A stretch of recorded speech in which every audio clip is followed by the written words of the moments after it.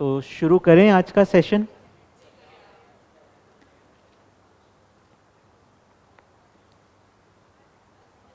तो आपका क्या डिस्कस करने का मन है? फिर तो पुस्तकों में क्या क्या है इस बारे में?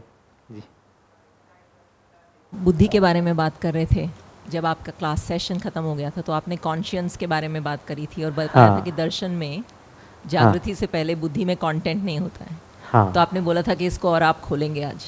ठीक लगता है। एक तो है ना, अपन थोड़ा इस बारे में बात कर लेते हैं। मेरा मन था एक फ्लो में कुछ रख देता हूँ मैं, और फिर उसके बाद में अपन कुछ क्वेश्चन आंसर ले लेंगे। तो देखिए, इस दर्शन में सबसे जो मूल बात कही गई है वो ये है कि अस्तित्व सह अस्तित्व है।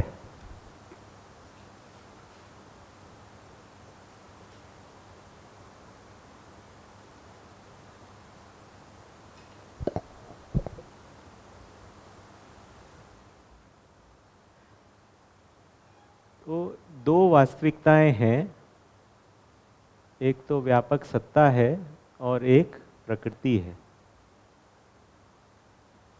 प्रकृति जो है वो इकाइयों के रूप में है, और व्यापक सत्ता जो है ये हमको खाली स्थली के रूप में दिखाई देती है ना। तो सारी जो खाली स्थली के रूप में,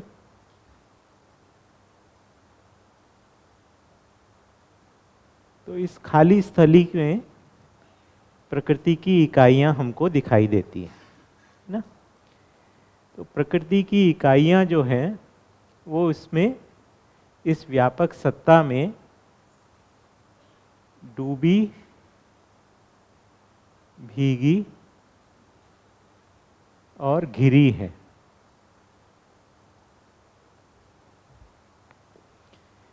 तो सत्ता जो है वो प्रकृति को घायल नहीं करता है, और प्रकृति सत्ता को किसी तरीके से घायल नहीं करता है। प्रकृति में बना हुआ है सत्ता, तो ऐसा नहीं है कि प्रकृति के होने से सत्ता में छेद हो गया है ना, या प्रकृति की इकाई एक जगह से दूसरी जगह गई तो उसमें कुछ हानि हो गई। सत्ता वैसे का वैसा बना हुआ है, और इकाइयां जो हैं ये इसमें डूबी भीगी गिरी है। सत्ता जो है स्थिति पूर्ण है,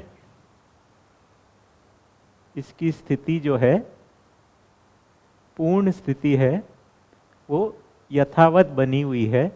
और प्रकृति जो है वो स्थितिशील है, मतलब एक स्थिति से दूसरी स्थिति में जाती रहती है ना, जबकि इसकी स्थिति यथावत बनी हुई है ना। तो भीगे होने से प्रकृति की इकाइयां ऊर्जा संपन्न है, घिरे होने से इकाइयों की सीमा निश्चित है। तो घिरे होने से इकाइयां नियंत्रित हैं, और डूबे होने से उनके पास में हमेशा क्रिया करने के लिए जगह उपलब्ध है ना। तो डूबे होने से एक भाषा दिया, वो क्रियाशील है। तो सत्ता और प्रकृति में नित्य सामरस्यता है, इसको सह अस्तित्व कहा। सत्ता एक पूर्ण वस्तु है।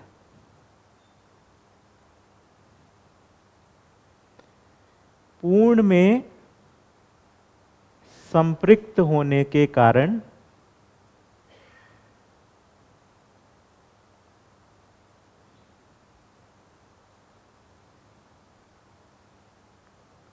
प्रकृति में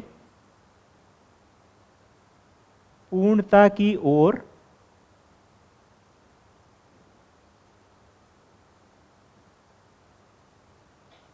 पूर्णता के लिए प्रवृत्त है।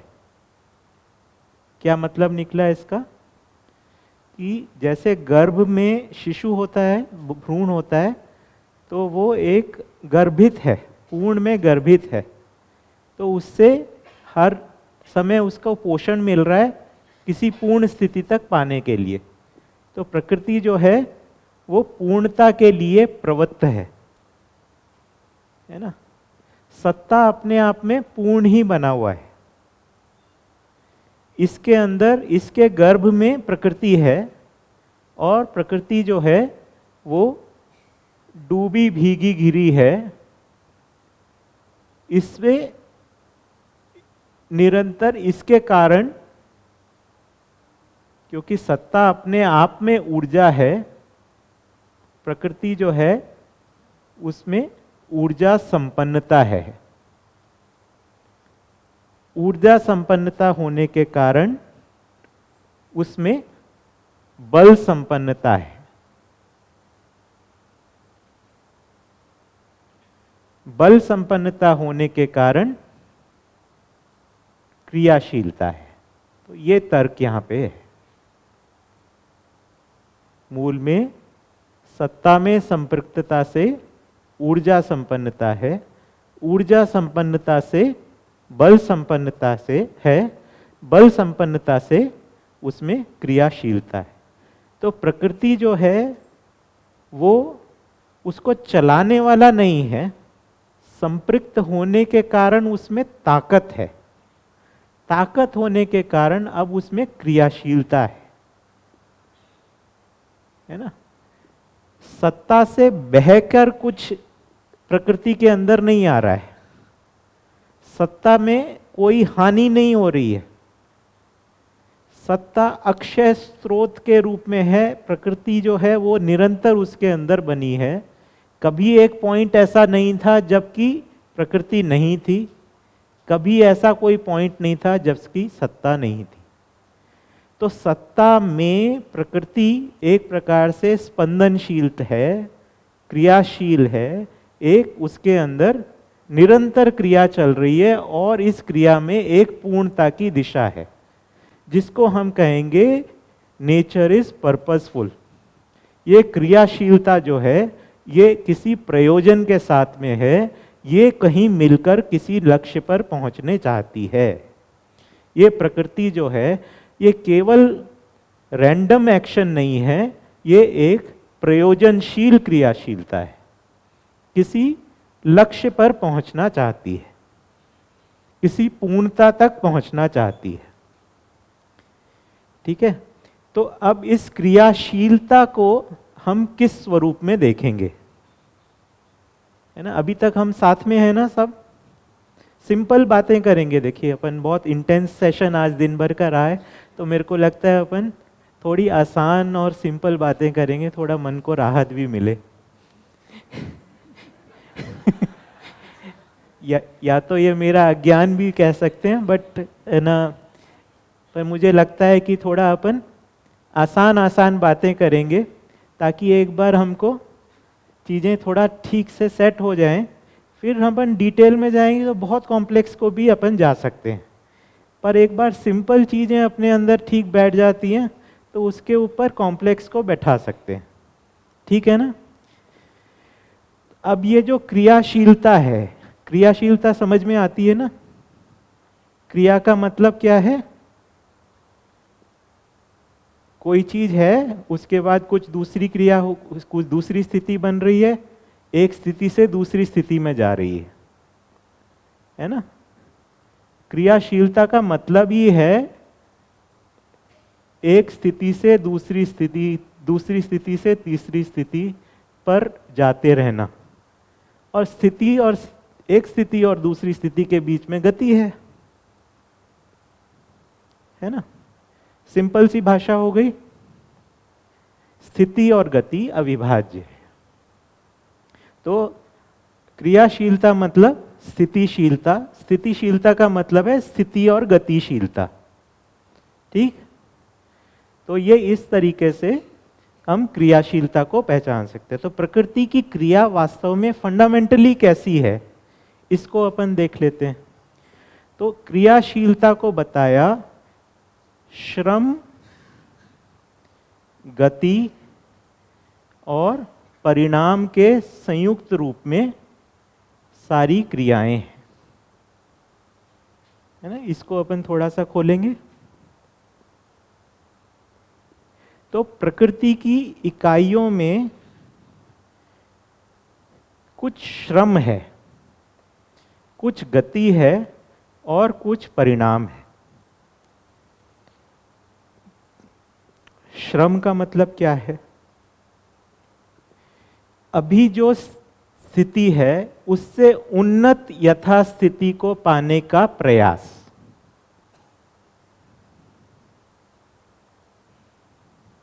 यथास्थिति से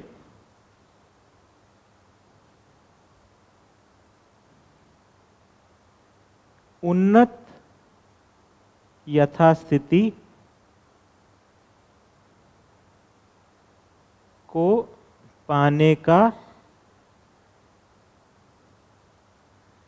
प्रयास, ये श्रम है। इस श्रम को, प्रकृति में श्रम है, इसको अपन अपने में कैसे पहचाने? इस सच्चाई को हम अपने में कैसे पहचाने? हमको अपने अंदर क्या श्रम समझ में आता है कि हमारे अंदर सभी में एक कामना है ना कि हम जो जितने अभी हैं उससे कुछ अच्छी स्थिति को पाएं। इसको महसूस कर सकते हैं हम सब लोग?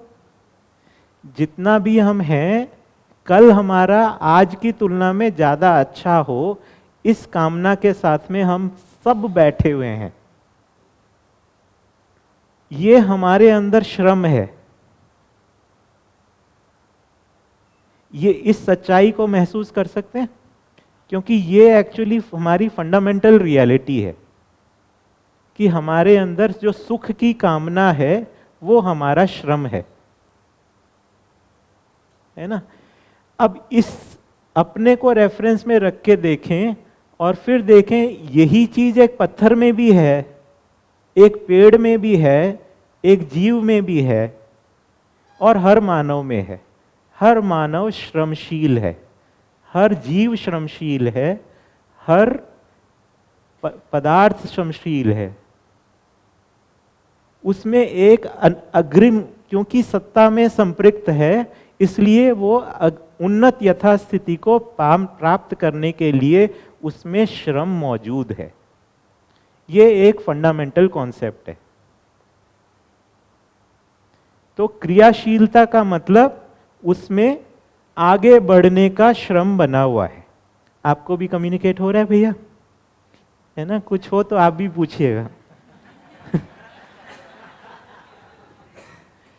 हम सभी में सच्चाई की कामना है, सुख की कामना है, ये हमारे अंदर श्रम मौजूद है।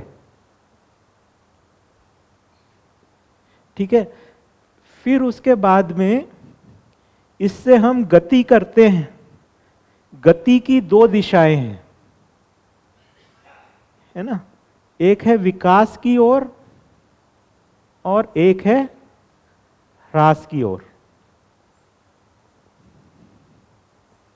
ह्रास मतलब डिटियोरेशन, विकास मतलब डेवलपमेंट। मतलब ये जो पूरी प्रकृति है, हमने ये कहा किसी पूर्णता की तरफ जाना चाह रही है ना, किसी पूर्णता की स्थिति को प्राप्त करना चाह रही है। अभी हम पता करेंगे कि पूर्णता का क्या स्वरूप है ना, और पूर्णता के क्या पड़ाव हैं। छास का मतलब समझ में नहीं। हास मतलब decline. Decline, Dras and development, है ना। ठीक है। ओके। तो या तो देखिए, हमको समझ में आता है ना, अपने में देखेंगे तो समझेंगे कि जैसे हम पहले बहुत परेशानियों में रहते थे, समस्याओं से ग्रस्त थे, सबसे लड़ाई झगड़ा होता रहता था, टेंशन था। फिर हम एक आराम की स्थिति में पहुंच गए, सब लोगों के साथ संबंध में हमारा एक सामरस्यता हो गई, हमारे विचार जो हैं उनमें ठहराव आ गया, तो उसको हम कहेंगे हम विकास हुआ। ह्रास हुआ कि भाई अभी हम ठीक चल रहे थे, अब फिर प्रॉब्लम्स में घिर गए, समस्याओं में घिर गए, और हमारे अंदर जो है मतलब सबसे लड़ाई झगड़ा होने लगा, घर में कलह क्लेश अशांति होने लगा, तो वो हमारा ह्रास हुआ, है ना। जैसे धरती को समृद्ध बनाया, धरती के ऊपर हरा भरा हो गया, वन वनस्पति जो है समृद्ध हो गए, वो धरती का विकास हुआ। धरती पर एटम बम डाल दिया, वो धरती का ह्रास हुआ, है ना। तो गति जो है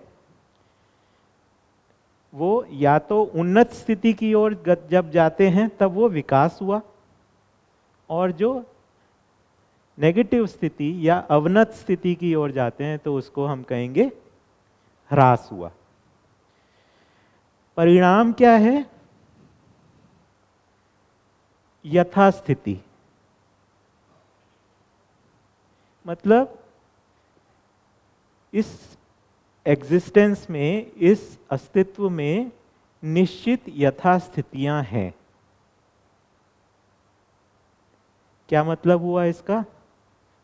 कि परमाणु की एक निश्चित प्रजातियां हैं।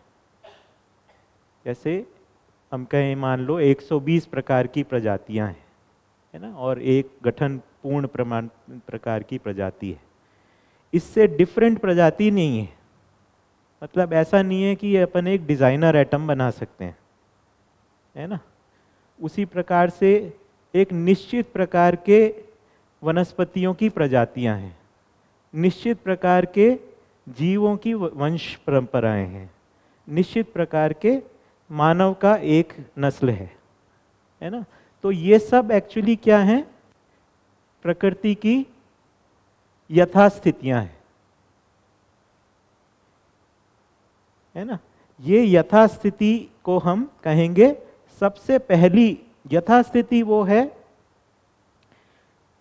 जिसका मतलब वो एक स्टेटस है ना, वो एग्जिस्टेंस का स्टेटस है, और उसका बने रहने का कोई परंपरा का कुछ स्वरूप है। जैसे 2 अंश का परमाणु एक यथास्थिति है, हाइड्रोजन एटम एक यथास्थिति है। तो जब भी 2 अंश इकट्ठे होंगे तो वो हाइड्रोजन एटम ही बनाएंगे। तो उस तरीके से उसकी परिणाम अनुषंगीयता विधि से एक परंपरा है। उसी तरीके से नीम का पेड़ एक यथास्थिति है। तो एग्जिस्टेंस में क्या है? निश्चित यथास्थितियां हैं और उनका आपस में एक क्रम है, ठीक है ना। तो हमने क्या देखा? ये 3 एस्पेक्ट हमको समझ में आए कि एक तो प्रकृति की हर इकाई में श्रम है, गति है और परिणाम है। इन तीनों के संयुक्त रूप में हम क्रियाशीलता को पहचानते हैं, ठीक है ना। अब इसमें हम जो हैं सबसे पहले जो यथास्थिति जिसको हम कहेंगे, पहली यथास्थिति मतलब व्यवस्था का स्वरूप।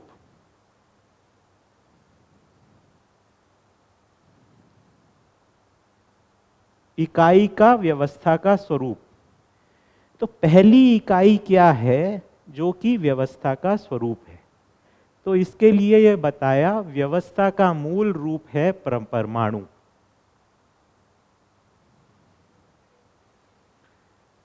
फिर मेरे पास जगह नहीं बचेगी। व्यवस्था का मूल स्वरूप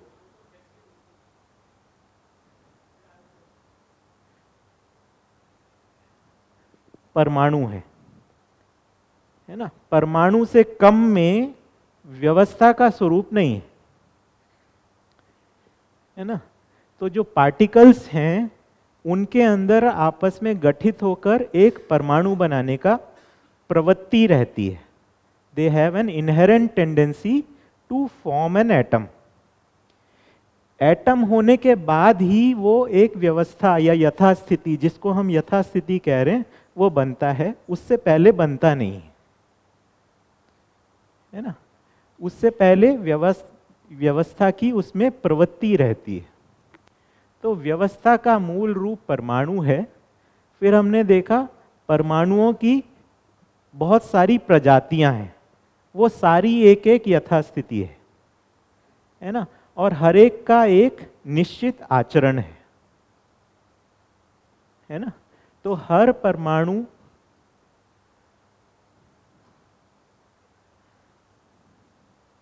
की प्रजाति एक यथास्थिति है।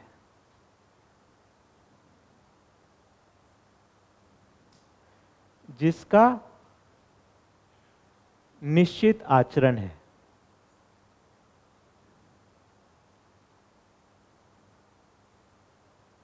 ना। अब हमने इसके बारे में काफी डिटेल में कुछ बातें यहाँ पे रखी थी कि परमाणुओं में मुझे जितना समझ में आया कि 3 प्रकार की गतियां समझ में आती हैं, है ना।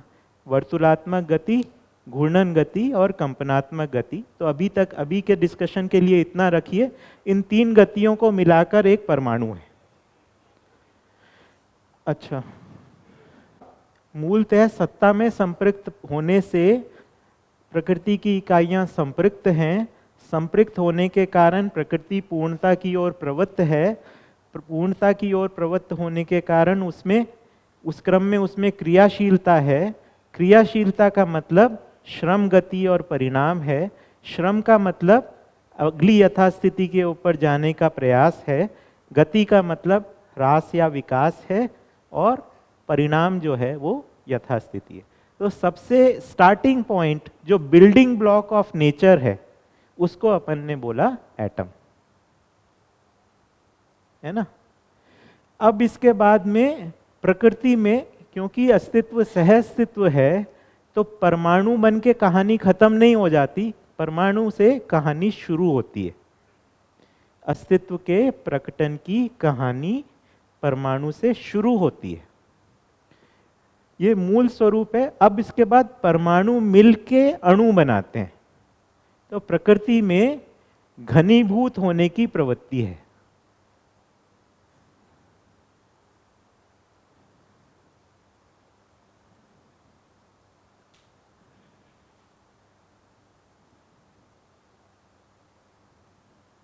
घनीभूत होने की या साथ साथ आने की,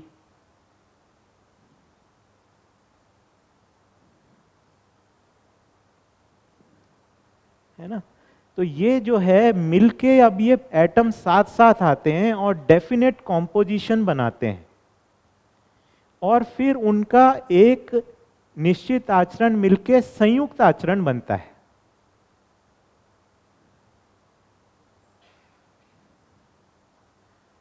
जैसे एक हाइड्रोजन एटम, दूसरा हाइड्रोजन एटम, ये दोनों मिलके अब एक हाइड्रोजन का मॉलिक्यूल बना लिए, वो उसका एक संयुक्त आचरण हो गया। उसके बाद में यौगिक के रूप में अपन देखते हैं अमोनिया है, नाइट्रोजन और हाइड्रोजन 1 और 3 के अनुपात में मिलके अमोनिया बना लिए। उसी तरीके से अनेक अम्ल बन गए, हाइड्रोजन और क्लोरीन मिलके अम्ल बना लिए। तो ये सब जो हैं निश्चित अनुपात के अंदर आपस में मिल रहे हैं। क्यों मिल रहे हैं, कितना मिल रहे हैं? क्योंकि ये पूर्णता की ओर प्रवृत्त है, इनका अनुपात भी निश्चित रूप से सहअस्तित्व विधि से तय हो जा रहा है। कौन सी चीज कितने अनुपात के अंदर होनी है और धरती पर कहां पर होनी है, ये सहअस्तित्व विधि से तय हो जा रहा है। तो लोहा जो है वो धरती के गर्भ में समा जा रहा है, मिट्टी जो है वो धरती की सतह के ऊपर बन रही है, वहाँ पर नाइट्रोजन, पोटाश और ये सब चीज़ें मिलकर एक निश्चित अनुपात के अंदर पास पास आ रहे हैं, और देखिए वो ऑर्गेनिक मैटर को बना रहे हैं, है ना। तो ये रैंडम किसी भी तरीके से नहीं हो सकता है। एक सेल के बनने के लिए रैंडम ये तरीके से हो ही नहीं सकता है। तो यहाँ पर ये बता रहे हैं क्योंकि इसमें पूर्ण में संपृक्त है, पूर्णता की दिशा है, निश्चित यथास्थितियां हैं, इसलिए उसमें पूर्णता की ओर प्रगति है। एक यथास्थिति जो है अगली यथास्थिति की ओर गति करती है, और अगले परिणाम को प्रकट करती है। इस तरीके से परिणामों की श्रृंखला बनी है ना। इस तरीके से पूरी धरती विकसित हुई है। क्या हुआ है, पूर्णता की ओर बढ़ रही है और धरती के ऊपर एक, ये जो पूरा जो दर्शन है वो एक धरती के संदर्भ में बात करी जा रही है। पदार्थावस्था जो है वो एक धरती पर विकसित हो रही है, फिर उसके बाद प्राणावस्था धरती के ऊपर विकसित हुई है। तो एक धरती का समृद्ध होना और पूर्णता के अर्थ में उसकी आगे की ओर गति। तो इस तरीके से भौतिक रासायनिक संसार जो है श्रम गति परिणाम के साइकिल के रूप में एक के बाद एक अग्रिम परिणामों को पाया है। धरती जो है समृद्ध हुई है, अलग अलग प्रकार के रसायनों से, अलग अलग प्रकार की भौतिक चीज़ों से, मेटल्स से। एक मिनट। तो पदार्थावस्था जो है इस प्रकार से स्थापित हुई। पदार्थावस्था जो है जड़ संसार है। फिर उसके बाद पहली घटना जो हुई है वो है यौगिक बनने की, जिसको बोला ये यौगिक प्रक्रिया पूर्वक जल रसायन का प्रकटन है ना। तो जल जो है वो पहला रसायन है।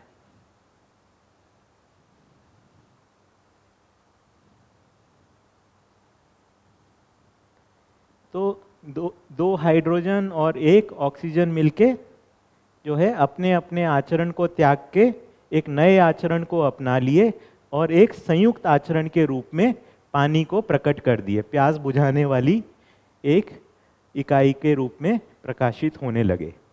तो धरती पर पानी के आने के बाद में कहानी बदलने लगी। फिर उसके बाद पानी के अंदर अम्ल और क्षार आए, अम्ल और क्षार मिलके फिर उसके बाद काई बनी, काई के बाद में सिंपल यूनिसेलुलर रचनाएं बनी, है ना। ठीक है। अब जहाँ सेल की रचना बनी है उसके अंदर जो है जो चीज़ पदार्थावस्था में नहीं थी अब वो यहाँ पर प्रकट हो गई। तो अब क्या है, इसमें ग्रोथ और मल्टीप्लिकेशन की बात आ गई। ये जो है सांस लेने की क्रिया शुरू हो गई, पल्सेशन शुरू हो गया, स्पंदन शुरू हो गया। वहाँ पर संगठन विघटन के रूप में परमाणु में भी कोई एक प्रकार का कंपन था। अब यहाँ कंपन से बाद में स्पंदन शुरू हो गया। तो अब सेल के अंदर सांस लेने की क्रिया शुरू हो गई और अपने जैसी दूसरी चीज को बना लेने की। तो सोचिए एक ऐसा मैटर तैयार हुआ है जो कि कुछ बाहर से ले रहा है और कुछ बाहर निकाल रहा है और फिर अपने जैसी दूसरी चीज को बना दे रहा है जो पदार्थावस्था में नहीं था, है ना। तो ये एक क्रिया जो है प्राणावस्था में शुरू हुई। प्राणावस्था में सिंगल है ना यूनिसेलुलर चीज़ें बनी, फिर उसके बाद मल्टी सेलुलर चीज़ें बनी और फिर उस प्रकार से वनस्पतियों का प्रकटन होने लगा, है ना। समृद्ध वनस्पतियां जो हैं वो स्थापित हुई। वनस्पतियों से क्या हुआ है, अब उसके बाद में जब ये धरती जो है पूरी एक समृद्ध धरती बन गई, इसके साथ में पदार्थावस्था और उसके बीच में एक आवर्तनशीलता का भी स्वरूप बन गया। तो इससे क्या हुआ, इसको एक फॉर्मूला के रूप में कहा, पदार्थावस्था ने श्रम किया बराबर प्राणावस्था, है ना। पदार्थावस्था में जो श्रम था उससे उन्नत यथास्थिति बनी प्राणावस्था की। ठीक है। अब इसके बाद में प्राणावस्था में श्रम हुआ है। प्राणावस्था के बाद में प्रकृति वहां रुक नहीं गई क्योंकि उसमें पूर्णता की दिशा है। प्रकृति में आगे की ओर प्रकटन हुआ।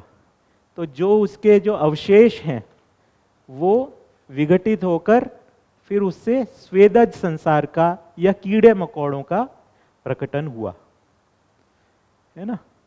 तो जो उनके अवशेष से जो है कीड़े मकोड़ों का प्रकटन हुआ। तो प्रकटन जो है वो इवोल्यूशन से थोड़ा सा भिन्न भाषा लगती है। प्रकट मतलब कोई चीज प्रकट हो गई, थी वो अस्तित्व में, अब वो प्रकट हो गई, है ना। इवोल्यूशन मीन्स कि समथिंग कॉम्बिनेशन हुआ, बाय चांस समथिंग हो गया। यहां पे ये है इट हैज अ पर्पस, इसमें एक प्रयोजन है, उसी दिशा में जाना है और इसीलिए उस तरफ ही यही घटित हो सकता है। पदार्थावस्था से प्राणावस्था ही घटित हो सकती है और कुछ घटित हो नहीं सकता, और इसका एक विकास की ओर क्रम है। तो उस तरीके से पदार्थावस्था से श्रम पूर्वक प्राणावस्था और प्राणावस्था और पदार्थावस्था में एक आवर्तनशीलता का क्रम हमको बनता हुआ दिखा। अब इसके बाद में जो है प्राणावस्था से आगे का क्या हुआ, स्वेदज संसार, है ना। स्वेदज संसार जो है वो जो पेड़ पौधों के अवशेषों से जो पैदा हुआ कीड़े मकोड़ों के रूप में, इसमें और पेड़ पौधों में बेसिक डिफरेंस क्या है?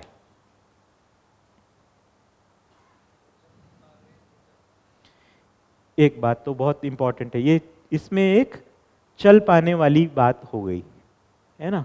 तो कुछ मोटर फंक्शन इसके अंदर आ गया है, लेकिन संरचना के रूप में इसमें क्या अंतर हुआ?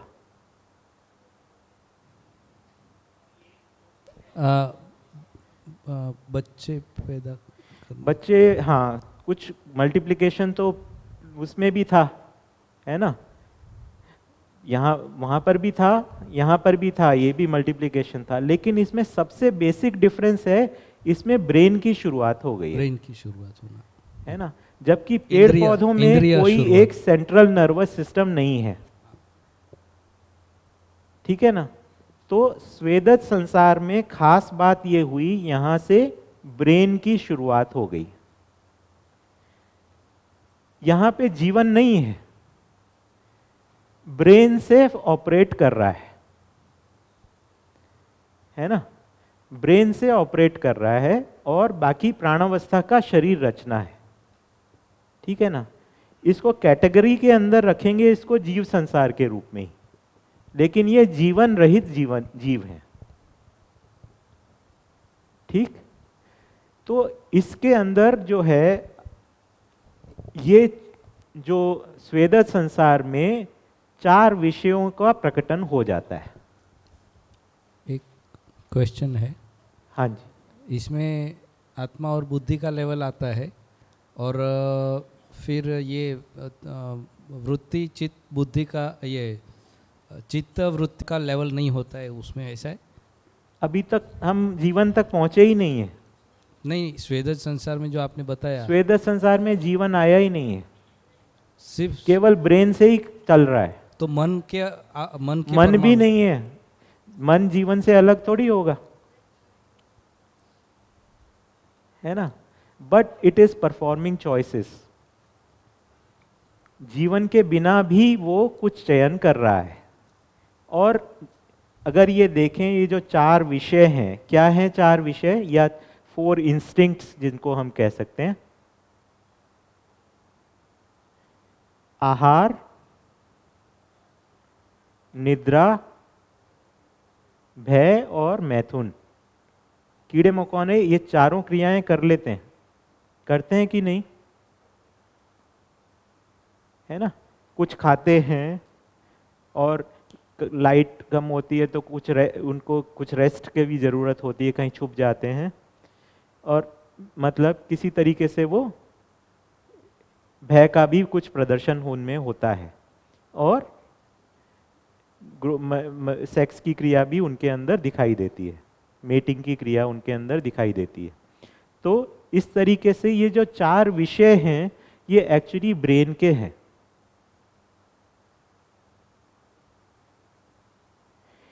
अब इसके बाद में इन्हीं से ही आगे के जीव संसारों का, इसमें ही श्रम जुड़ा, तो फिर उसके बाद में जीव संसार का प्रकटन हुआ है ना। अंडज, पिंडज, है ना, इस प्रकार से। अंडज मतलब अंडे से पैदा होने वाले, पिंडज मतलब जो कि गर्भ में पैदा होते हैं। तो दोनों प्रकार के जो हैं जीव, जो हैं जीव संसार, उनसे प्रकट हुए। तो जीव संसार में अब क्या है, जीवन और शरीर का योग हो गया।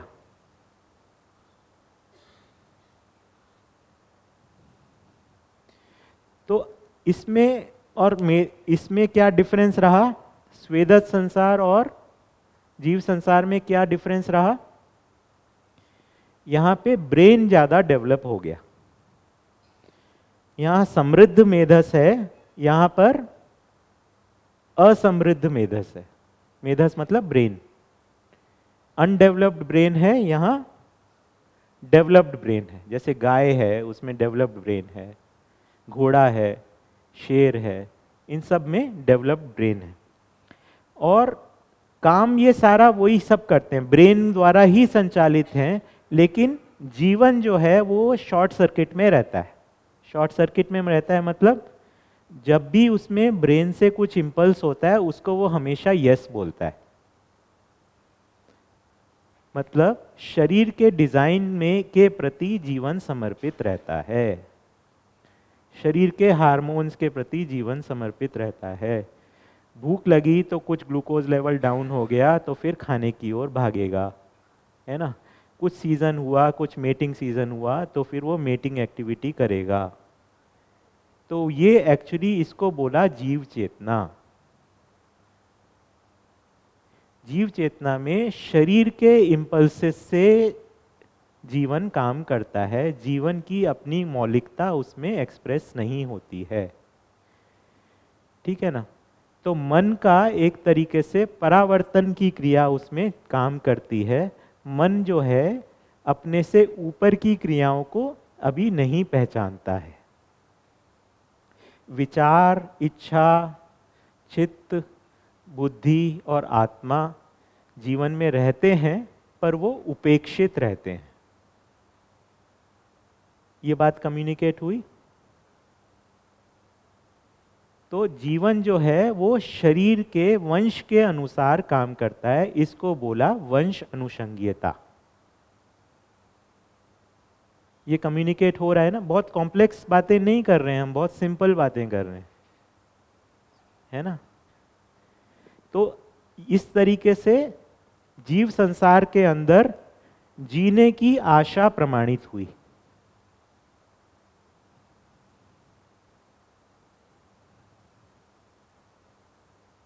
मुझे कुछ स्पेस चाहिए लिखने के लिए, कुछ अपन रब कर सकते हैं इसको।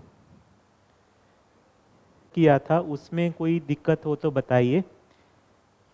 हाँ बताइए। और हम उसको इंग्लिश में रेस्पिरेशन करके ट्रांसलेट करते हैं। तो ये क्या सेल्यूलर रेस्पिरेशन जिसको हम माइटोकॉन्ड्रिया के हिसाब से सोचते हैं, ये वही चीज ओवरऑल है या? पल्सेशन है, सेल में होने वाला पल्सेशन है, सांस लेना और छोड़ना, सांस लेना और छोड़ना, और उसी के साथ में बनी हुई है मल्टीप्लिकेशन की क्रिया। सो नॉट नेसेसरली कि वो सेल्यूलर पार्ट का एक्टिविटी है, it's just pulsation. It is the pulsation, but इसमें जैसे देखा एटम को अगर क्रिया को खोलेंगे तो उसको पढ़ने के लिए, उसको पूरा स्टडी करने के लिए शायद एक लाइफ टाइम चाहिए, है ना। उसी तरीके से एक सेल की एक्टिविटी को समझने के लिए, बायोलॉजी की एक्चुअली में क्रिया को समझने के लिए हमको एक पूरा, मतलब उसकी डिटेल कितनी ज़्यादा है उसका कुछ आप तो सब देखे ही हैं, कितना सारा कुछ है। उसी तरीके से जूलॉजी है, उसी तरीके से ब्रेन की स्टडीज है। तो हर स्टडी जो है अपने आप में अगर उसकी प्रक्रिया को देखने जाएंगे वो कैसे काम करता है, तो उसके अंदर बहुत डिटेल हैं। और मुझको लगता है साइंस ने काफ़ी हद तक जो काम किया है वो सही काम किया है उसकी प्रक्रियाओं को समझने के लिए। And finally at some level there needs to be some reconciliation and integration into that, otherwise education में हम आ नहीं सकते। तो दर्शन में हमको क्या क्या हम कर रहे हैं, हमारा आशय ये है पहले एक बार हमारे को बिग पिक्चर क्लियर हो जाए, फिर उसके बाद में डिटेल जो है ना, यहाँ से हमको प्रयोजन स्पष्ट हो रहा है, प्रक्रिया को लेकर केवल इंडिकेटिव चीजें दी हुई हैं। मानव व्यवहार दर्शन को पढ़ के आप एटॉमिक स्ट्रक्चर की थ्योरी डेवलप करने के लिए आपको कुछ गाइडलाइंस मिलेंगी, लेकिन आपको फाइनली जो अभी तक साइंस में स्टडी किया गया है उसके साथ आपको इंटीग्रेट करना ही पड़ेगा। उसी तरीके से बायोलॉजी है, उसी तरीके से जूलॉजी है, उसी तरीके से बाकी सब है। तो यहाँ पे कुछ एडिशनल इनपुट दिए जा रहे हैं, जीवन की डिस्कवरी के बारे में बताया जा रहा है, स्वभाव और धर्म के बारे में बताया जा रहा है, सत्ता के बारे में बताया जा रहा है, सहअस्तित्व के बारे में बताया जा रहा है, और उसके लिए कारणात्मक और गुणात्मक भाषा का प्रयोग किया गया है। गणितात्मक भाषा के अंदर उसकी व्याख्या नहीं की गई, जो कि साइंस की जिद है। साइंस की जिद क्या है? सब चीजों को मैथमेटिकली एक्सप्रेस करने की, जबकि मध्यस्थ दर्शन में कहा है कि कुछ चीजों को कारणात्मक स्तर के ऊपर व्यक्त किया जाता है, कुछ को गुणात्मक और कुछ को गणितात्मक। तो हम इसके ऊपर बाद में आएंगे, क्योंकि ये अपने आप में फिर वो है ना, एक फ्लो में अपन इसको एक बार पूरा कर लेते हैं इस प्रसंग को। ठीक, तो अपन कहाँ तक पहुँचे? जीव संसार में जीने की आशा तक पहुँच गए। परमाणु से शुरू किए थे, धरती पर जीव जानवर आ गए, है ना? ठीक है। अब जीव जानवरों में जीने की आशा के साथ में अलग अलग तरीके के जीने की आशाएं जो हैं प्रकाशित हो रही हैं। अलग अलग बहुत सारे तरीके के वंश उसमें प्रकाशित हो गए, और हर वंश की एक परंपरा जो है स्थापित हो गई। यहाँ तक कि अस्तित्व में प्रकटन की कहानी स्पष्ट है ना? सिंपल है, ये कॉम्प्लेक्स नहीं बनाया जाए इसको। ठीक है। फिर ऐसे ही जीव में से, किसी जीव में से मानव का प्रकटन हुआ। तो जीव संसार से ही जीवावस्था प्लस श्रम बराबर भ्रमित ज्ञानावस्था।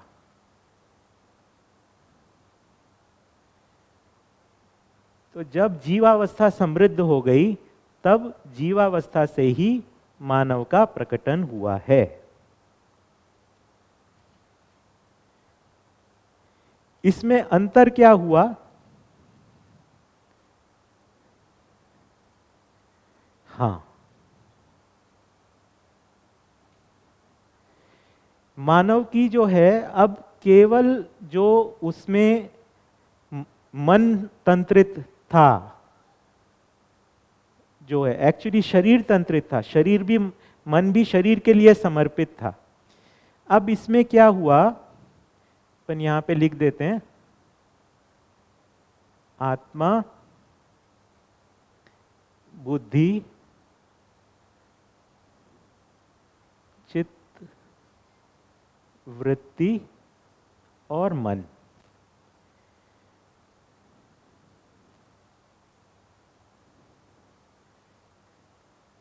मानव की शुरुआत ही चित्त से है, इस बात को ध्यान में रखिए। आदि मानव ने भी किसी प्रकार का चित्रण करना शुरू कर दिया।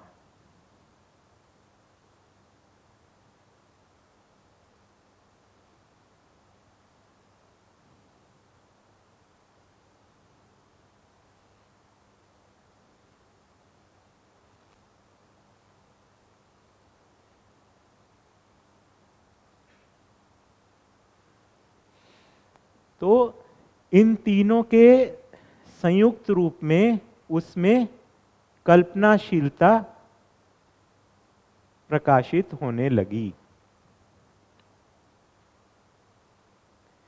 तो मानव एक ऐसी इकाई प्रकट हो गई धरती पर जो कि शरीर के अनुसार चलने को राजी नहीं थी।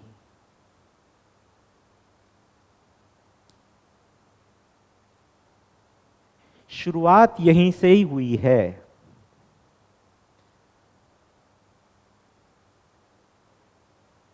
शुरुआत मानव ने शरीर के अनुसार जीने को राजी नहीं थी और उसमें कल्पनाशीलता का प्रकाशन हुआ। कल्पनाशीलता में प्रवृत्ति है जो भी कुछ हो रहा है उसको समझने की, कैसे करना है उसको, वो हर चीज को कुछ उसमें जीवन में चलेगा तो उसको शरीर के द्वारा करेगा। तो जो 4 विषय की क्रियाएं हैं वो सब उसमें पहले से रही, वो कीड़े मकोड़े में भी थी, जीव जानवर में थी, तो 4 विषय जो है वो मानव में भी हैं।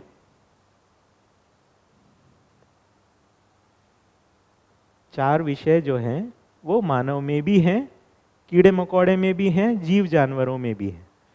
अब हुआ ये 5 संवेदनाएं जो हैं वो प्राथमिक हो गई। जब जीवन ने शरीर को जीवंत बनाया तो संवेदनाएं प्रकट हुई।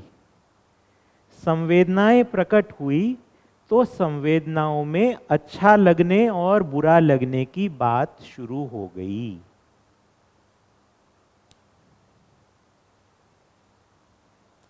ठीक है ना?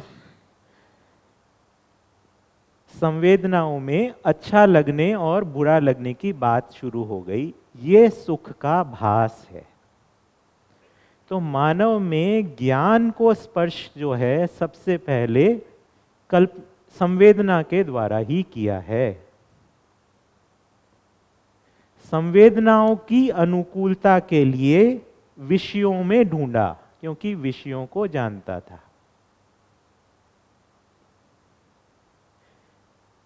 स्पर्श की संवेदना कैसे अच्छे लगेगी? सेक्स में स्पर्श की संवेदना सबसे अच्छी लगेगी।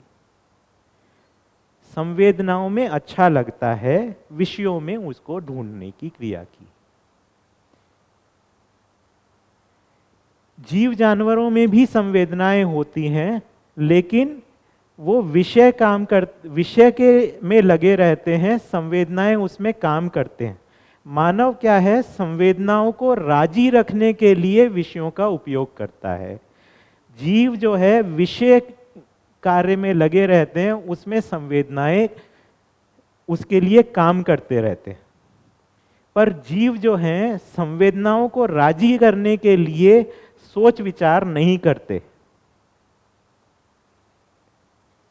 ये जीव और मानव के अंदर बेसिक डिफरेंस है, जो मानव को ज्ञानावस्था में स्थापित करता है, जहां से मानव की कहानी, मानव की हिस्ट्री शुरू होती है। This is the point where humans diverge from animals.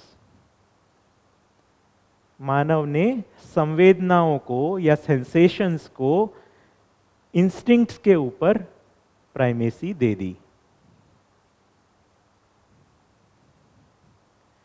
ये बात कम्युनिकेट हो पा रही है? कॉम्प्लेक्स तो नहीं है? हाँ, इस पर आएंगे बाद में, भी रुकिए थोड़ा, इस फ्लो को चलने दीजिए, तो बाद में उसको रिकॉर्ड हो जाएगा। तो 4 विषय और 5 संवेदनाओं का क्रियाकलाप शुरू हो गया। 5 संवेदनाओं को राजी करने में, क्योंकि मानव का धर्म जो है वो सुख है और संवेदनाओं में सुख भासता है।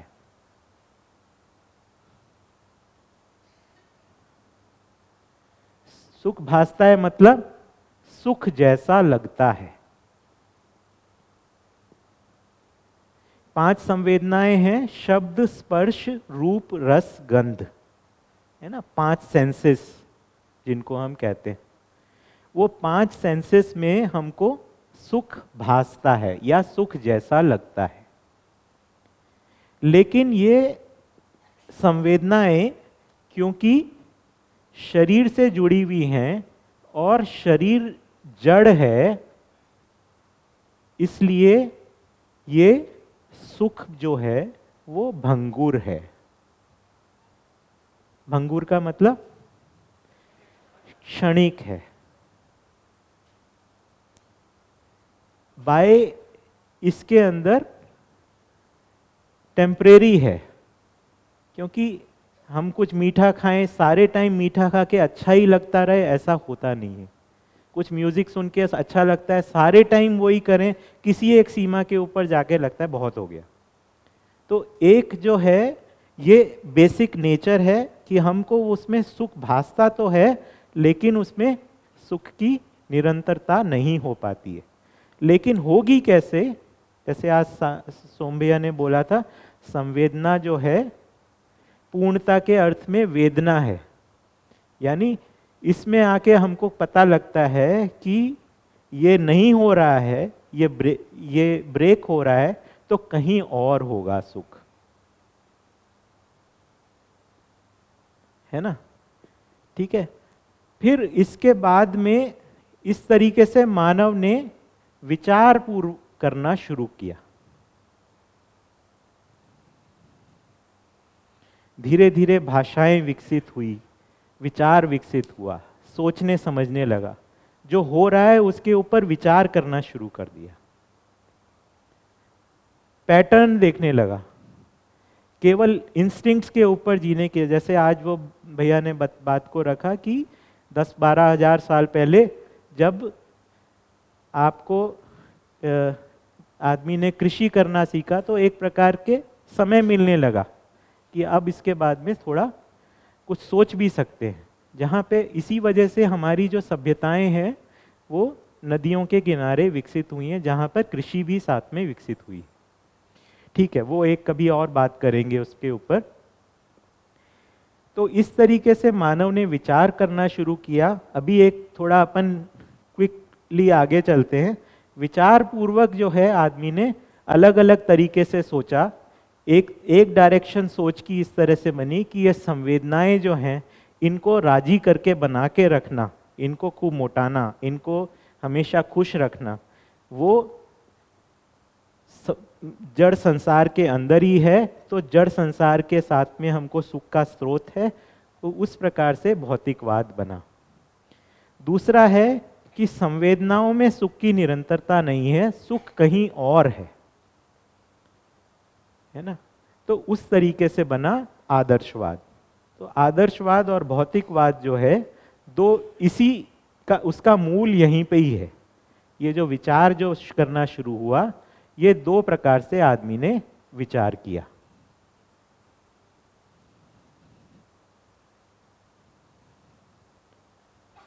ठीक है ना? इन दोनों विचारों से और इनके आधार पर जो भी सिस्टम्स बनाए, जो भी संस्कृतियां बनाई, जो भी सभ्यता बनाई, उससे आदमी सुख को पा नहीं सका।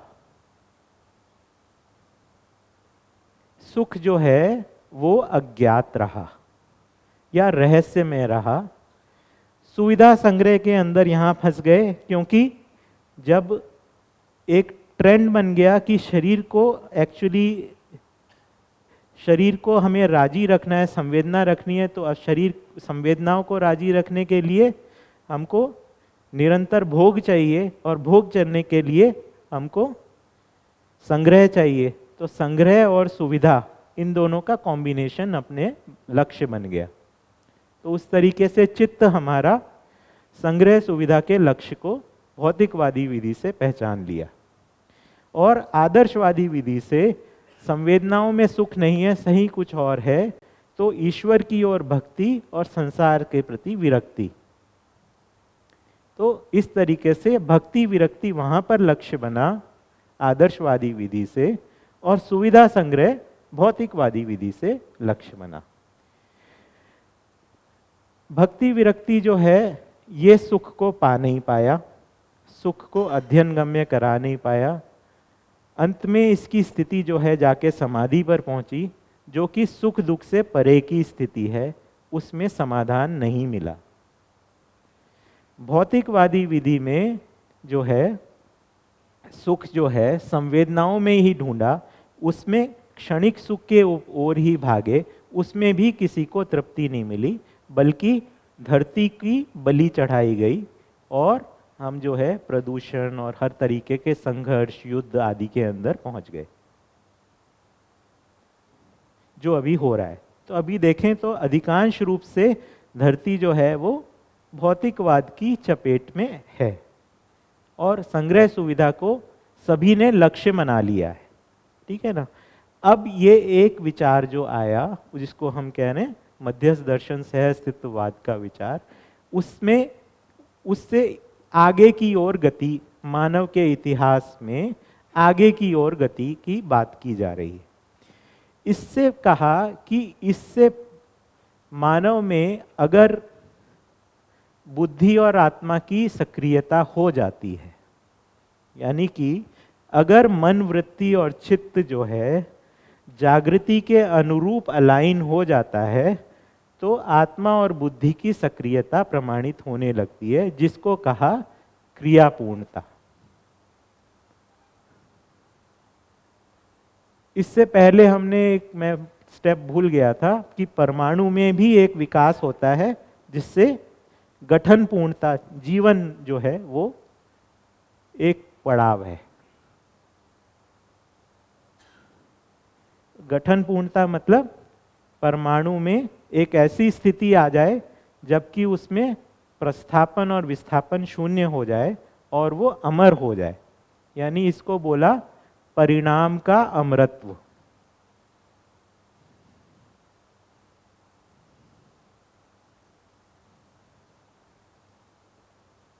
गठन पूर्णता है परिणाम का अमरत्व। ये जो परिणाम जो है पहले बदलता रह रहा था, अब ये परिणाम में चेंज नहीं हो रहा, कॉन्स्टिट्यूशन कंप्लीटनेस, ठीक है। अब इसके बाद में क्रियापूर्णता ये है कि अब ये जो श्रम है इसका विश्राम हो जाता है।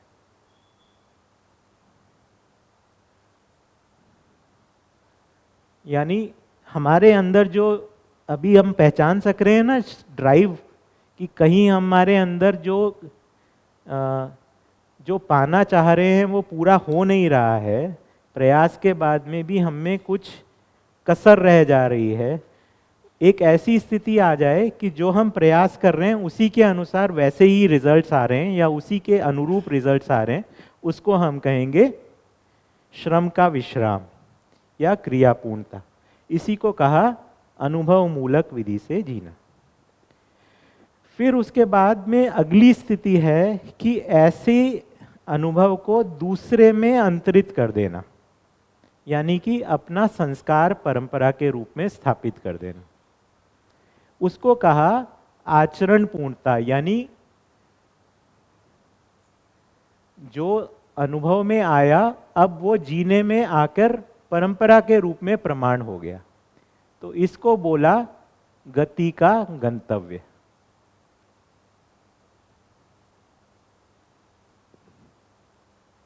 तो 3 स्टेजेस हुए पूर्णता की ओर, परिणाम का अमरत्व, श्रम का विश्राम और गति का गंतव्य।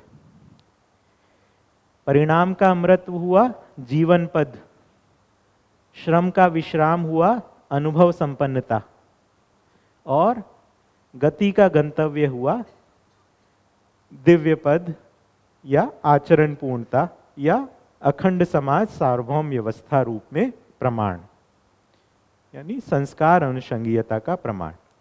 तो इस स्थिति में क्या हो रहा है, हम एक प्रकार से संस्कार अपना पूरा कर ले रहे हैं। इस स्थिति में क्या हो रहा है, अपने संस्कार को अंतरित करने का सिस्टम बना लिए। जैसे एक जीव धरती के ऊपर प्रकट हो तो, और फिर उसके बाद में उसकी वंश परंपरा स्थापित हो जाए। 2 स्टेजेस हुए ना। उसी तरीके से मान लो एक व्यक्ति समझदार हुआ, फिर उसके बाद में समझदारी की परंपरा, तो संस्कार अनुषंगीयता का प्रमाण यहां पर आ रहा है ना। तो अभी हम जो है इन दोनों स्थितियों के ऊपर काम कर रहे हैं। ये तो प्राकृतिक विधि से हो गया है ना।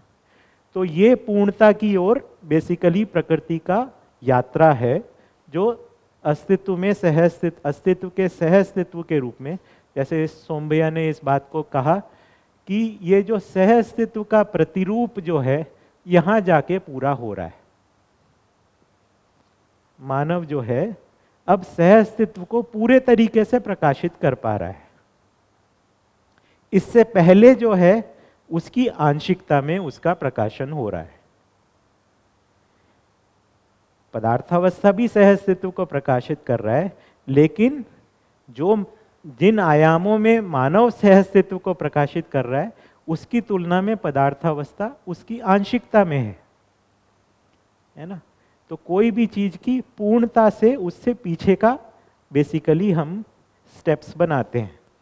इवोल्यूशन हमेशा उसके टॉप से बताया जाता है, उसके पीछे के लिंक्स को बताते हैं। जैसे डार्विन ने भी कैसे किया, ह्यूमन को रखा सेंटर में, ह्यूमन बॉडी को सेंटर में रखा और फिर उससे पीछे के लिंक्स को बेसिकली जोड़ दिया। यहां पर क्या कर रहे हैं, दिव्य मानव को टॉप पर रख रहे हैं। आचरण पूर्णता जो है, जो कि पूरे धरती का लक्ष्य है, उसके फिर पीछे के लिंक्स को जोड़ते हुए हम प्रकटन की कड़ियों को पहचान रहे हैं।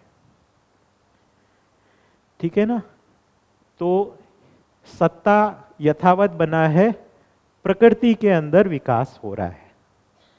प्रकृति में विकास हो रहा है ताकि वो सत्ता के स्वरूप को पूरे तरीके से व्यक्त कर सके। सत्ता यथावत बना है ना। तो ये बेसिकली अपना पूरा इसका रेंज है सह अस्तित्व में प्रकटन का। तो ये बहुत सिंपल है। इसको है ना बाबा जी, ये मैंने कल भी इस बात को रखा था, वो इस बात को कहते थे ये बहुत सिंपल चीजें हैं, इसको तिल का ताड़ ना बनाया जाए, है ना। हम क्या है, बहुत सारी थ्योरीज पढ़ लिए हैं, बहुत सारा हमारे अंदर बैगेजेस हैं, बहुत सारे हम लोग सुने, हम उन सब के साथ में उसको सुनना चाहते हैं। आई थिंक हम सब वो कुछ गलत नहीं है, बट उनका प्लेसमेंट जो है वो तब हो पाएगा जब हमारे पास में एक बड़ा पिक्चर रहेगा, तब उसके अंदर हम इनको सही जगह प्लेस कर पाएंगे कि एटॉमिक मॉडल की डिटेल्स को कहाँ पे प्लेस करें, आर्टिफिशियल इंटेलिजेंस को कहाँ पे प्लेस करें, है ना, इसको जूलॉजी को कहाँ पे प्लेस करें, ब्रेन के ऊपर जो काम कर रहे हैं उसको कहाँ प्लेस करें, जो डॉक्टर लोग जो इतना पढ़े हैं उसको कहाँ प्लेस करें। ये उसका प्लेसमेंट सही होने के लिए आपके पास में पहले एक ओवरऑल आउटलाइन सही होना चाहिए। अगर ओवरऑल आउटलाइन अधूरा है, एक चीज के अंदर हम बहुत विशेषज्ञ हो जाते हैं, तो उसमें पर्याप्त नहीं होता है। तो इस वाले प्रेजेंटेशन के अंदर आपको कुछ क्वेश्चन बना हो तो उस पर बात हो सकती है। देखिए इसमें और भी हर चीज में बहुत डिटेल होगी, अपन आगे के दिनों में आके जीवन के ऊपर हम और बात करेंगे ही, है ना। मानवीयता पूर्ण आचरण के ऊपर और बात करेंगे कि स्वधन का मतलब क्या होता है, स्वनारी स्वपुरुष का मतलब क्या होता है, ये सब उसकी डिटेल्स हैं। एषणाएं क्या हैं, है ना, उपकार किसको कहते हैं। तो हम ये देख रहे हैं कि बेसिकली जहां मानव आया वहां से हमने ये सब चीजों की पहचान शुरू कर दी, है ना। और मानव में जो कुछ है उसकी आंशिकता में या उसकी पार्शियलिटी में उससे पहले की चीजें हैं। तो सह अस्तित्व के कैनवस के अंदर हमको मानव की पहचान करनी है। सह अस्तित्व क्या है, सत्ता में संपृक्त प्रकृति है। प्रकृति में विकास हो रहा है, सत्ता में विकास नहीं हो रहा है ना। क्षमता, योग्यता, पात्रता प्रकृति की विकसित हो रही है। पदार्थावस्था में जो क्षमता, योग्यता, पात्रता है, प्राणावस्था में उससे अधिक है, जीवावस्था में उससे अधिक है, भ्रमित मानव में उससे अधिक है, जागृत मानव में उससे अधिक है, और दिव्य मानव में पूर्ण क्षमता जो है वो प्रकाशित हो रही है। तो इस तरीके से प्रकृति में पूर्ण में संपृक्त होने के कारण प्रकृति में पूर्णता की तृषा है। पूर्णता की तृषा ही उसके अंदर श्रम है ना। ये श्रम जो है वो विश्राम के लिए है, और ये विश्राम के बाद में उस विश्राम की परंपरा हो जाए, उसको अपन कह रहे हैं गंतव्य, है ना। तो इस तरीके से पूर्णता के 3 चरण हुए: गठन पूर्णता, क्रिया पूर्णता और आचरण पूर्णता। गठन पूर्णता में जड़ प्रकृति से चैतन्य प्रकृति का प्रकटन हुआ। क्रिया पूर्णता में भ्रम से जागृति का प्रकटन हुआ। जो पहले भ्रमित था वही जागृत हुआ है ना। बाबा जी भी जो है वो पहले से ही जागृत नहीं थे, भ्रम से ही जागृत हुए हैं, है ना। ठीक है ना। फिर उसके बाद में जागृत के बाद में जागृति पूर्णता। तो इस तरीके से प्रकृति में एक पूर्णता की ओर दिशा है, पूर्णता की ओर क्रम यथास्थितियां हैं। एक यथास्थिति से दूसरी यथास्थिति के बीच में एक क्रम है। इस पूरे क्रम को कहा अनुक्रम, है ना। ये अनुक्रम हमको स्पष्ट होता है। इस अनुक्रम की किसी कड़ी में हम आज मौजूद हैं। इस अनुक्रम में ये धरती है ना। ये धरती जो है जागृति क्रम में है। तो क्या देखा हमने, ये पूरी जो स्थिति है ये मूलतः सहअस्तित्व में है। सहअस्तित्व में पहले विकास क्रम प्रकट हुआ। विकास क्रम में हमने देखा परमाणुओं की प्रजाति से लेके जड़ के पूरे रेंज जो है, धरती समृद्ध हो गई, पेड़ पौधे आ गए, जीव शरीर आ गए और मानव शरीर तक विकास क्रम है। तो ये विकास क्रम। फिर उसके बाद हमने देखा विकास। विकास किसको कहा? चैतन्य को, है ना, यानी जीवन को विकास कहा। ठीक है ना। फिर उसके बाद कहा ये जो इसमें यहाँ से मात्रात्मक परिवर्तन समाप्त हो गया, अब जीवन में केवल गुणात्मक परिवर्तन होगा, है ना। तो ऐसे में इसके बाद में मानव में जागृति क्रम शुरू हो गया। फिर उसके बाद जागृति। ठीक है ना। तो ये इन 5 सूत्रों में बाबा जी ने पूरे दर्शन को बेसिकली व्यक्त किया है ना। बाकी इसका एक्चुअली इलेबोरेशन है। ये सब किस चीज में हो रहा है? विकास क्रम विकास, जागृति क्रम जागृति, प्रकृति में हो रहा है। अभी तक आदर्शवाद जो है ईश्वर के गुणगान करता रहा।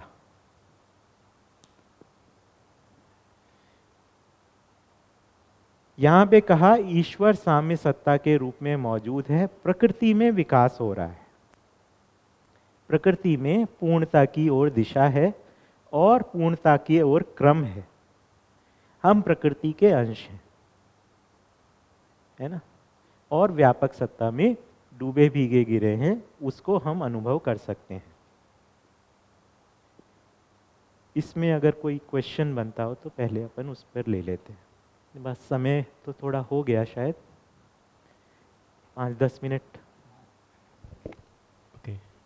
क्वेश्चन, वर्तमान में जो जहाँ पर भी हूँ ठीक हूँ, क्योंकि मैं भी एक जागृति क्रम का हिस्सा हूँ और आगे जाके और श्रवण पठन और मनन से और आगे समझना है और जागृति के क्रम में और आगे बढ़ना है। एक्चुअली ये बहुत इम्पोर्टेंट बात कर रहे हैं राजेश भैया। हम सभी जो हैं अपना प्लेसमेंट चाहते हैं कि हम ये पूरे ग्रैंड स्कीम ऑफ थिंग्स में, ये पूरे ब्रह्मांड में हम कहाँ खड़े हैं, अपना मूल्यांकन चाहते हैं, है ना, कि where do I stand and where do I need to go. एक बार हमको ये पता तो लगे ये पूरा सब चीज़ कहाँ है, कैसा है और मैं कहाँ खड़ा हूँ, तो उससे हम आराम में आ जाते हैं। अगर हम किसी एक केओटिक जगह पर हैं जिसमें हमें पता नहीं है कहाँ क्या है, हम कहाँ पर हैं, हमको कहाँ जाना है और ये चीज़ जो है कहाँ पहुँचेगी, तो हम परेशानी में रहते हैं। तो पहले इसीलिए पहला कैनवस ये क्लियर होना ज़रूरी है कि अस्तित्व का स्वरूप क्या है, मैं क्या हूँ और इसकी दिशा क्या है ना। तो उस तरीके से हम अश्योर हो जाते हैं। ठीक है, मान लेते हैं हम भ्रमित हैं, पर अपने में जागृत होने की चाहत को भी पहचानते हैं, जागृत होने के मार्ग को पहचानते हैं और जागृति के लक्ष्य को पहचानते हैं। तो उससे हम थोड़े रिलीफ में आ जाते हैं। तो एक इम्पॉर्टेंट चीज है कि ये सारी जो प्रगति हो रही है पूर्णता की ओर, स्वभाव गति में हो रही है।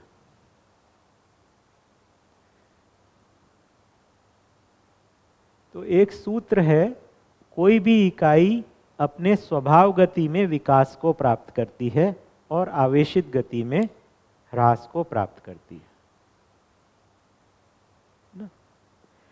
तो हम ये चाह रहे हैं कि हम अपने श्रम जो है हमारा विश्राम की ओर जाए और उसके लिए हम विकास को प्राप्त करें। उसके लिए ये जरूरी है कि हम स्वभाव गति में आए। स्वभाव गति का मतलब क्या है? हमारे लिए स्वभाव गति का मतलब क्या है? स्वभाव गति का मतलब है हमारी जो यथास्थिति है उसमें हम संतुलन में रहें और हम विकास में प्रवृत्त हों। ठीक है ना? इसको एक सूत्र है, इसको लिख लेते हैं यहाँ पे। स्वभाव गति का मतलब है यथास्थिति में संतुलन,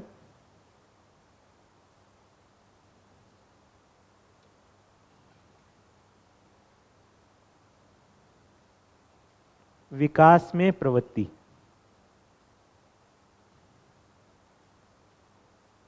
अगर हम देखेंगे मनुष्येतर प्रकृति के अंदर भी जो है विकास हुआ है वो संतुलन पूर्वक ही हुआ है, संघर्ष पूर्वक नहीं हुआ है ना। ये डार्विनियन थ्योरी से अलग बात कह रहे हैं। यहाँ पे ये कह रहे हैं कि कोई एक स्थिति समृद्ध होती है तो उसमें अगली स्थिति को प्रकट करने का उत्सव पैदा होता है, उस तरीके से उसमें अगली चाहत होती है।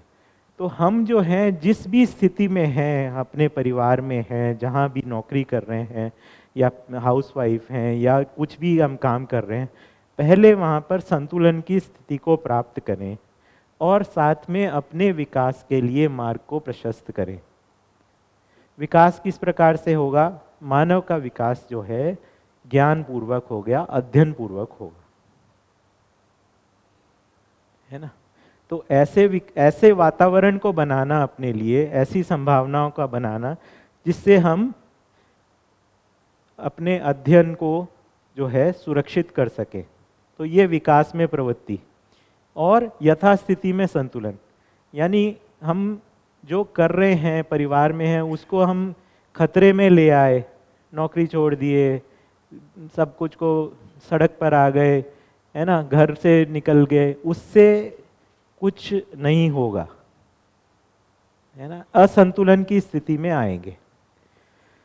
यथास्थिति में संतुलन और विकास में प्रवृत्ति, इन दोनों के योगफल में हम अपने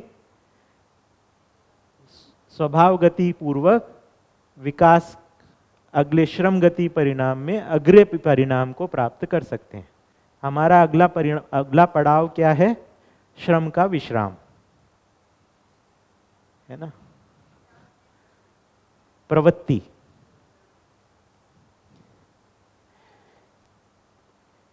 तो यहां रुकें। भैया धन्यवाद। भैया एक प्रश्न चैतन्य हुआ है, या पदार्थ अवस्था जब समृद्ध हो रही थी धरती पर, उसी किसी क्रम में ये जीवन परमाणु बन गया? मेरा मानना है कि पदार्थावस्था के समृद्ध होने के क्रम में ही जीवन परमाणु हुआ है, क्योंकि ये एक्चुअली एक न्यूक्लियर चेंज है, यस, है ना। तो इसलिए ऐसा मेरा मानना है। तो ये बायोलॉजिकल प्रोसेस से नहीं आया है। जीवन का बनना जो है एटॉमिक प्रोसेस है, ना कि बायोलॉजिकल प्रोसेस है। तो अगर हम देखें तो जीवावस्था का आना जो है वो एक प्रकार से बायोलॉजिकल प्रोसेस है। तो बायोलॉजिकल प्रोसेस से जीवन गठित नहीं हो रहा है, ये प्रस्थापन विस्थापन पूर्वक हो रहा है। तो प्रस्थापन विस्थापन जो है, न्यूक्लियर चेंज जो है, वो बहुत ही ताप और दाब की स्थितियों में ही होता है। बिल्कुल। तो मेरा ऐसा मानना है कि पदार्थावस्था में जब परमाणुएं गठित हो रहे हैं तब फिर उस समय जो है वो जीवन परमाणु का भी गठन हुआ। गठन होंगे। तो भैया जो ब्रह्मांडीय विकिरण का संयोग या एक सटीक ताप दाब रहा होगा, उस क्रम में जीवन का प्रकटन हो गया है ना, या जीवन आ गया, और उसके बाद ये विकास क्रम जो है अपने आप ये समृद्ध हो रहा है, समृद्धिपूर्ण मेधस तक पहुंचा। तो वो एक जो एक सटीक यथास्थिति बनी थी जब ये नाभिकीय परिवर्तन हुआ और इस तरीके से जीवन, ये चैतन्य हो गया, जड़ ही चैतन्य हुआ, ये बात आ गई। तो मतलब एक धरती पर निश्चित संख्या में ही जीवन परमाणु बनेंगे, या इसके अलावा भी ऐसी संभावना है कि कोई पुनः यथास्थिति बने और नए जो जीवन परमाणु प्रकट हो सकते हैं, या ये गठन पूर्णता पुनः हो सकती है? ऐसा एक चर्चा में बाबा जी से पूछा था, तो उन्होंने ये कहा था कि ये घटना जो है मानव के आने से पहले होती है, और भ्रम के, जब मानव परंपरा में धरती पर भ्रम का स्वरूप रहता है उस समय ये घटना नहीं होती है ना। दूसरा जो है कितनी संख्या में जो ये घटित होना है, ये एक्चुअली अस्तित्व विधि से तय होता है।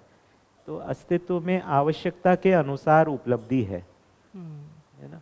तो जितने जीवों को और मनुष्य शरीरों को चलाना है उसके अनुसार होता है।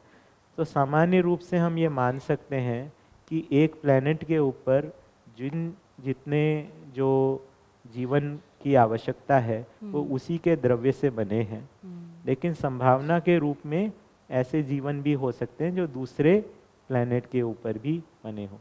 ये सब थोड़ा सा स्पेक्यूलेटिव डोमेन के अंदर जाता है, तो बहुत ज़्यादा उससे कुछ निकलेगा नहीं। अभी सिर्फ इतना अपन कह सकते हैं कि अध्ययन जो होगा वो जो है उसका अध्ययन होगा। तो हम ये पहले शुरुआत करें कि जड़ होता है कि नहीं होता है, चैतन्य उससे अलग होता है या नहीं होता है। जड़ एक अलग पल्स है, चैतन्य एक अलग पल्स है। इसके भेद की अपन बिल्कुल निश्चित हो जाएं, क्योंकि ये सबसे पहला साक्षात्कार का वस्तु है, जड़ और चैतन्य का भेद। दूसरा जो वस्तु अपने को स्पष्ट होने की बात है वो है भ्रम और जागृति का भेद अपने को स्पष्ट होना जी। कि क्या चीज नासमझी है, क्या चीज समझदारी है। समझदारी के रूप में जीने का क्या स्वरूप होता है, नासमझी में जीने का क्या स्वरूप होता है, और हम क्या चाहते हैं, है ना। तो ये एक्चुअली दूसरी चीज क्लियर होने की बात है। फिर उसके बाद में तीसरी चीज क्लियर होने की बात है कि अगर समझदारी का ये स्वरूप है तो इस समझदारी की परंपरा का क्या स्वरूप होगा, है ना, या मानवीयतापूर्ण आचरण की परंपरा का क्या स्वरूप होगा। ये एक्चुअली पूरा दर्शन केवल इन 3 जगह पे सिमटा हुआ है। अपने को दर्शन के अंदर खोना नहीं है ना। इसकी डिटेल के अंदर हम अपने को लॉस्ट नहीं महसूस करना है, अपने को ये सिंथेसाइज होना है ना। बिल्कुल, बढ़िया भैया, है ना जी, धन्यवाद। हाँ जी सर। देखिए अभी उस पर थोड़ा सा आएंगे। साक्षात्कार की बेसिकली ये मेरा मानना ही है, हो सकता है मैं गलत हूँ। मुझे ये लगता है कि कोई अमर वस्तु ही निरंतर चीज को पहचान सकती है। कोई चीज अगर यही बना हुआ है कि मैं रहूँगा या नहीं रहूँगा, तो निरंतरता को कैसे पहचानेगा। तो निरंतरता को पहचानने वाली वस्तु जो है अमर वस्तु ही हो सकती है। तो जीवन की अपने अमरत्व की पहचान के साथ ही हम संसार की नित्यता को पहचान सकते हैं, है ना। तो सबसे पहली पहचान जो सच्चाई की होगी वो होगी जीवन और शरीर के भेद की पहचान। तो सबसे पहले हमको, और ये बहुत ठहराव देने वाली स्थिति है जहाँ हमने अपने आप को जो है अमर वस्तु के रूप में पहचान लिया। अब फिर उसके बाद में फिर हम जो है गलती और अपराध, हमको पता है यहीं आना है घूम फिर के, तो फिर उसलिए हम जो है निरंतरता के अर्थ में जो है हम सोचने की हमारी ताकत बनेगी, ठीक है ना। तो अमरत्व के साथ में हम जो है निरंतरता के बारे में सोचने लगते हैं। फिर उसके बाद में हम जागृति के बारे में मतलब निरंतरता जागृति का ही मतलब है। फिर जागृति के हमको स्पष्ट होने लगता है। फिर जागृति की परंपरा कैसे बनेगी ये स्पष्ट होने लगता है। इतना ही है इसके अंदर, है ना। जी सर। गुप्ता साहब, व्यापक सत्ता ने इतना सारा हाँ बिल्कुल होगा ही, इसीलिए बाबा जी इस बात को कहते ही हैं कि अस्तित्व में जागृति निश्चित है। तो ये जो है, एक तो ये है, थोड़ा सा भाषा में सुधार कर दें, आशय आपका ठीक है, व्यापक सत्ता ने कर दिया ऐसा नहीं है, है ना। व्यापक सत्ता में प्रकृति में प्रकटन हुआ है, ठीक है, प्रगति व्यापक है ना। व्यापक सत्ता कुछ भी धक्का नहीं मार रही है, कुछ भी, उसका बेसिक रोल जो है वो केवल संपृक्तता के रूप में बना हुआ है, बाकी सारा एक्चुअली क्रिया ही है। व्यापक सत्ता आधार के रूप में मौजूद है। और कल आपने जो डिस्कशन किया था, हमने कल आपसे बाहर भी पूछा था कि आपका समझ का आधार जीने का क्या बना, तो आपने बताया था कि कल उस पर डिस्कशन करेंगे।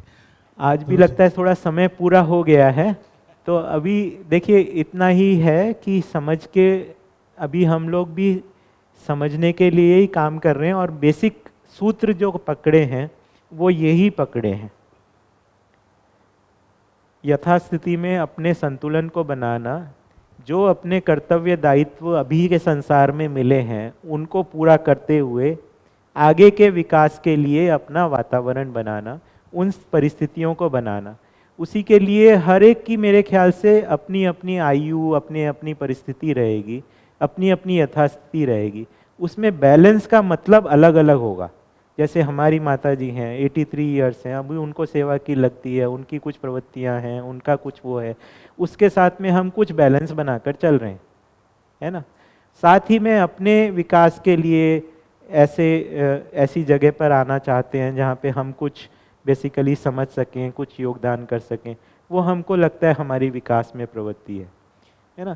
साथ में अपने जीने का कुछ डिज़ाइन बनाते हैं कि उसी लिए हमने कुछ फार्मिंग का किया, जितना हमारे अभी कर पाते हैं उतना। तो ऐसे ही मेरे ख्याल से हर एक चीज़, हर एक व्यक्ति के लिए जागृति की ओर अनुमान पूर्वक हम आगे बढ़ रहे हैं, प्रमाण को स्थिर रखते हैं और फिर दिशा को धीरे धीरे बनाते हैं। तो यहाँ रुकते हैं। सभी का बहुत धन्यवाद।